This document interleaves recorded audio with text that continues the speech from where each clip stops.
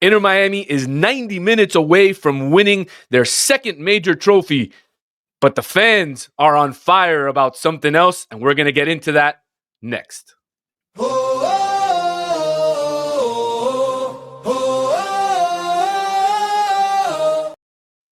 Welcome back to This Is Fútbol. We got another episode for you. It's MLS Cup week.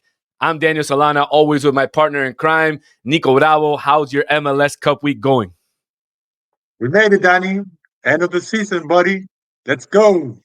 One game left, 90 minutes until Inter Miami is filled with that glory that a number of teams have won in the past. And I don't know if you know this interesting stat. I think in the last 13 years, 10 different clubs have won the MLS Cup. And this year we will have a brand new champion. Neither Inter Miami, neither Vancouver Whitecaps have ever won the MLS Cup. And not only that, another interesting stat, both coaches are first-year coaches in the MLS, and I think first-year coaches overall. Yeah, it was on the semifinals as well. I think that the 4 teams that had made it to the semifinals had 4 coaches that were looking to make it to their first ever MLS Cup. It's interesting, man. It's an interesting week. I'm excited to talk about it. I'm excited to talk about Inter Miami against Vancouver. There's been a lot of things going on during the week. There's been a lot of talk about lineups, about this, about that, about whether Messi is going to get revenge against somebody else. So I'm excited, man. All right, let's get into it. We got a hot topic to start off with. Obviously, season ticket members, the supporters group, the most loyal fans in the stadium who go week after week after week to support the team, had a bit of backlash this week against the front office because the front office apparently didn't save their allotment or didn't do something with the MLS front office. And for some reason, the season ticket holders were only given a pre-sale code instead of giving them the right to refusal on their seats to let them sit in their own seats for the final. Not only that, but ticket prices were astronomical. I don't know if you got on, Nico, but ticket prices were $300, $400, $500, some even reaching into the thousands of dollars. I mean, I don't know. I understand Inter Miami has always been like this with their fans. They haven't been the best franchise when it comes to supporting their most loyal fans. So I'm not surprised at what happened. But Nico, I mean, it's the MLS final. It's the first time your club gets into it. You have to do something for the fans. You have to support the fans. You have to give them something back. And I think Inter Miami really fumbled the ball on this one. Yeah, and I don't want to say Inter Miami fumbled the ball because I want to stay in the middle. And the reason why I want to stay in the middle with this topic is because I understand the point of view of fans. However, if you look at other examples, for example, overseas, when teams make it to the Champions League final, the venue is a mid-ground venue. You know, the venue is already announced ahead of time. The fans get specific amount of tickets, and not everyone that is a season ticket holder in a team per se, it's gonna have the rights to actually make it to the stadium. That's gonna be impossible. That's a reality of things. So in this sense, it's kind of the same. You know, it's unfortunate that the venue that happens to be chosen because of um, you know, The ranking. we already know that the rankings and the seats and all that happen to be Chase Stadium, which is one of the stadiums with the least capacity to be playing at. Right. So that's the unfortunate part. That's the unfortunate part. I get the fans, but at the same time, I understand that Inter Miami is against the wall on this one because MLS took over the seats and there's nothing they can do. That's what I heard. The MLS was the ones who basically put the prices, that put the dynamic pricing up, and they were the ones controlling the tickets. I know for sure that the supporters groups, La Familia, did get an allotment of seats at a fair price. It was just the rest of the season ticket holders that didn't seem to get a fair bite at getting tickets at a fair price or getting tickets at all. But I didn't think about that. You brought up a good point, because I didn't think about that. In Europe, since the game is at a neutral site, like you mentioned, not everybody gets to go. And not only that, but you have to travel, you have travel expenses. So there's a lot more expenses involved in there. And I didn't think about it that way. So yeah, I mean, I guess if you look at it from a mid ground point of view, like you said, to stay in the middle here, look, we can see both sides. I mean, obviously, this is probably the biggest MLS Cup final in the history. You have Messi versus Müller, which we're going to get into shortly. It's Inter Miami. Yeah, there's a lot of Everybody things going on. There's a lot of storylines to be told in this final. Absolutely. So, I mean, obviously, that the ticket was going to be a hot ticket, but look, let's get into the next topic. Because the only thing that's going to happen if we continue going down this slippery slope is we're going to get in trouble with somebody in the league office or in Miami, Inter Miami's front office, and we don't want to do that. So let's get into the next topic, which is also buzzing and around Inter Miami, while the season ticket holders are buzzing and upset with ticket prices. Javier Mascherano has his own issue at hand, and that's who do you start at right back? Because we know, Nico, that Inter Miami has been starting the same team for the last 3 games in the MLS playoffs. Silvetti is going to be in there. Tadeo Allende, who was absent at practice today, is also going to be there. And the only doubt for Mascherano is right back, because Ian Fray was the starter for most of the latter part of the season until he got hurt. He got a knock, and then Chelo Weigandt stepped in and played a couple of games pretty good. And now, you're faced with the question, do you continue to stick with the team that won the last couple of games and include Weigandt in the starting lineup, or do you start Ian Fray, who, in my opinion, is a better player than Weigandt? Yeah, it's like you said, Mascherano has the last call on this one. It all depends on how well Ian Fray practiced this week. I know that he was coming off an injury, and those type of injuries tend to take a while to get back into peak form. If I was him, I wouldn't touch the lineup. I will go with Chelo, just because, not because I like the way Chelo plays, but just because when you're playing in the playoffs is a different story. It's not regular season. These are moments where um you want to trust the momentum that your players have picked up, not necessarily the way they're playing. And I feel like the momentum has taken Inter Miami to play this MLS Cup final. And with that said, I will go with Chelo. That's a big, big decision that you made there to say that you would go with Cello. I think obviously Frey offers more on the offensive end. Yeah, Uh, of and, course. and looking at Vancouver's attack, And what also because of what I heard Mascherano say. Mascherano has had a lot of criticism to his name throughout the season. But the team has found a way and found forms to win games. It's not all the time. The game doesn't look pretty all the time. There's not a lot of flow sometimes. Like we asked Inter Miami to play a specific way, and it caught my eye the other day. After winning 5-1 against New York, he went into the mics and he spoke with one of our colleagues, Michele, and he told him that this team isn't about tactics. This team is not about that. This team goes beyond that. They have this community, they have this belief in themselves, and that's what they're gonna trust. So I wanted to read along the lines, uh, between the lines, from what Mascherano was saying, and I believe that that's what he believes. He believes that momentum it's what's gonna make this team win, and it's just more than just tactics, well, more we know. than a game plan. Yeah, absolutely. And we know regardless of who he chooses, whether it's Chelo Wigan, whether it's Ian Frey, he's going to be criticized no matter what. Yeah. Rightly so or wrongly so, people are always going to have some sort of words to say about Mascherano. But look, we have to give him his flowers when it's due, right? He made the right choice benching Suarez, which is not an easy choice to make. A player who Oh scored a lot of man. goals, who's assisted a lot of goals, a player who's a historic player. It's not an easy Not decision. only that, they're buddies, man. They played together for so long in Barcelona. Like that's not easy to do. Absolutely. So, I mean, it's going to be an interesting decision. We got a couple of days left of practice, and we'll see on Saturday who ends up starting. But you say Chelo. I say Ian Fray, if he's 100% healthy.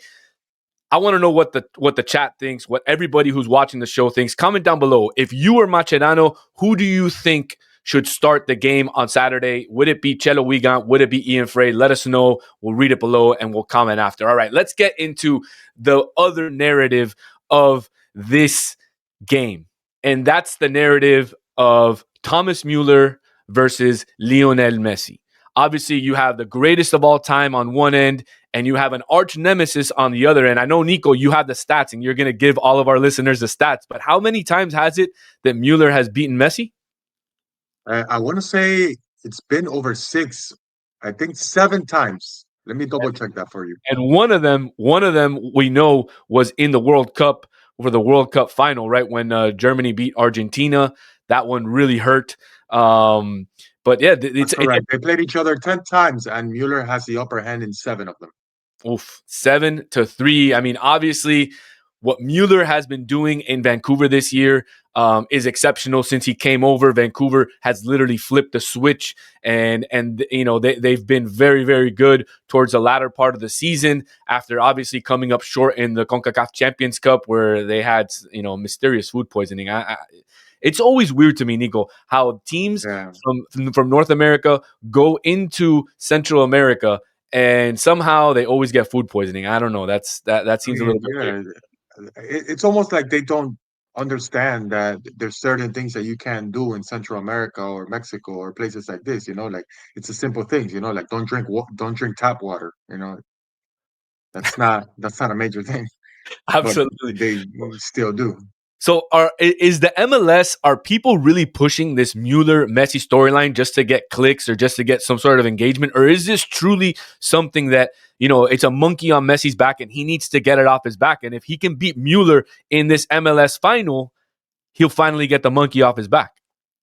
Yeah, I don't know, man. I think it's just, that stat 7 wins against Messi in 10 games. It comes from, when Messi was in the national team, not getting the help that he's getting now.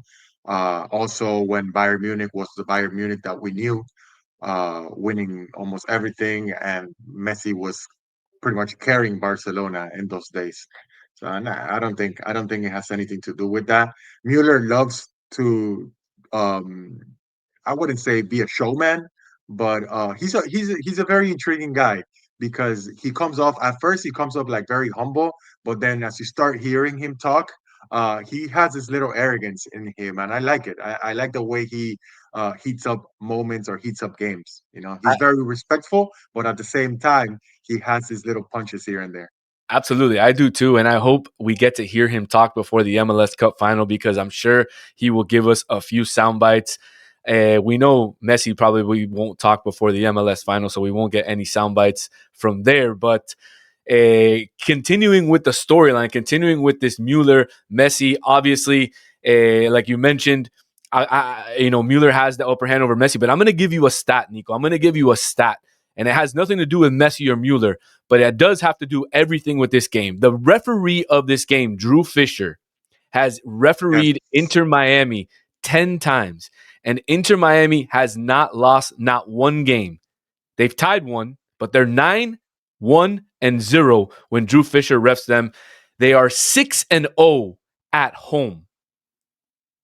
How does that make you feel? The fact that Drew Fisher is going to be the center referee? It makes me feel comfortable if I was Miami, but at the same time, I wanna see if you have the nationality where Drew Fisher is from. Canada. I know that because he's refereed Vancouver the team that he has interviewed, or sorry, that he has refereed the most is the Vancouver Whitecaps at over 50-something games in his career. So you're playing an MLS Cup Final with 2 teams involving 2 different countries, which happens to be US and Canada, and you place a Canadian referee in the final? So you think they should have put a Mexican referee? I mean, or a Jamaican referee? Wouldn't it be better to have a neutral referee?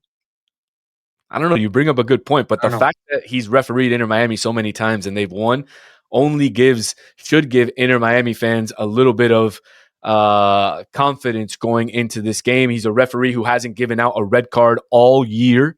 That's interesting to put out as well. He averages about 3 yellow cards per game. So look, we always say that when you don't mention the referee's name in the game, that's how you know the referee does a good job. Yes. But when you're mentioning his name, that's how you know that he's becoming, trying to become the protagonist in this novel, and that's not what we want. So look, I just wanted to bring it up because I thought it was interesting that they have never lost with him as referee.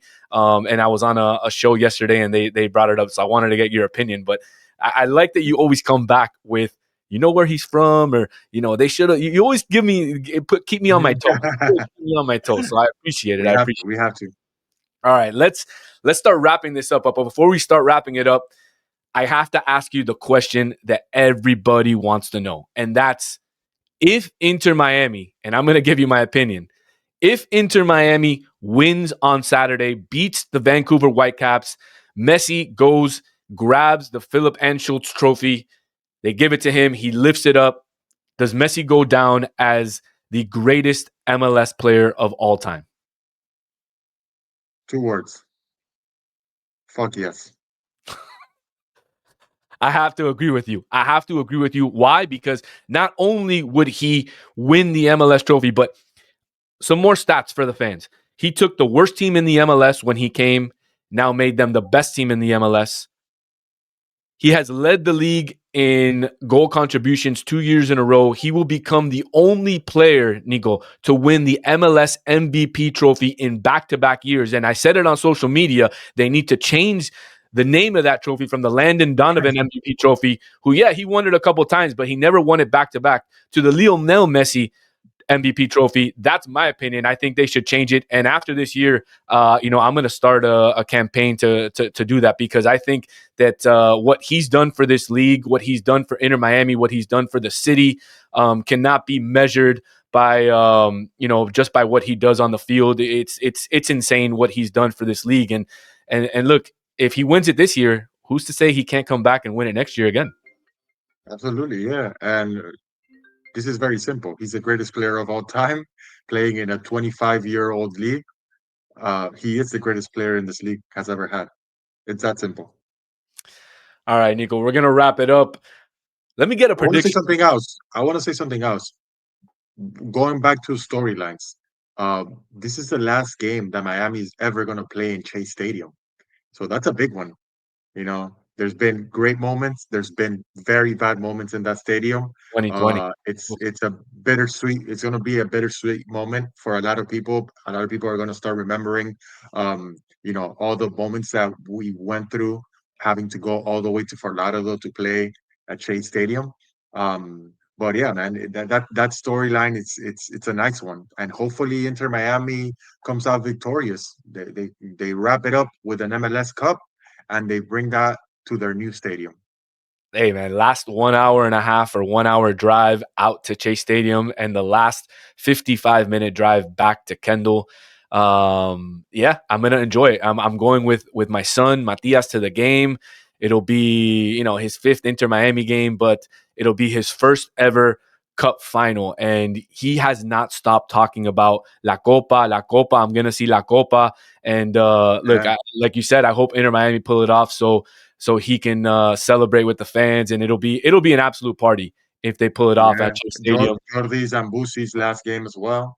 Yeah. Possibly Suarez's last game as well. Who knows? Oh, there's some rumblings. I heard he might be going to Nacional. I actually posted about a few months ago, and there's more rumblings. He's going to go back to Nacional 6 months and finish up his career. There's always rumblings, man. There's always rumblings. But let me get a prediction out of you before we get going. Inter Miami 2-1. 2-1. I said 3-1. I continue to say 3-1. I think they'll get 3 goals, 2 from Messi, 1 from Tadeo Allende. And hey, man, you think they should re-sign him? I mean, absolutely. That's not even a question. I think that guy should stay. Messi, Tadeo plus 9. Let me tell you, man, Tadeo, with 8 goals, has tied Pescadito Ruiz for the most goals in an MLS playoff all time. If he gets 1, I mean, how crazy is that? This guy who we thought this is who was he was gonna be all season, and he finally showed up when we needed him most. Absolutely, yeah. Just it goes to show you momentum. All right, Nico, let's wrap it up. If you love our podcast, if you hate our podcast, Look what I got, Danny. Look what I got for you. Look what I got for you. Here we go. Here we go. oh, you already got the trophy? Yeah. There Oh you go. my God, you got me There you excited. go. You got me excited. We'll be outside of Chase Stadium, the both of us doing some filming some content, talking to the fans. We'll be out there on Saturday early. So if you see one of us, don't be afraid to say hello. Don't be afraid to come say what's up. And maybe you'll get on the This Is Fútbol podcast, or maybe on something else. We might be doing some other stuff, some other projects out there. So like I said, if you love us, if you hate us, doesn't matter. Don't forget to like and subscribe. Hit the little bell notification so you get notified every time we drop a video.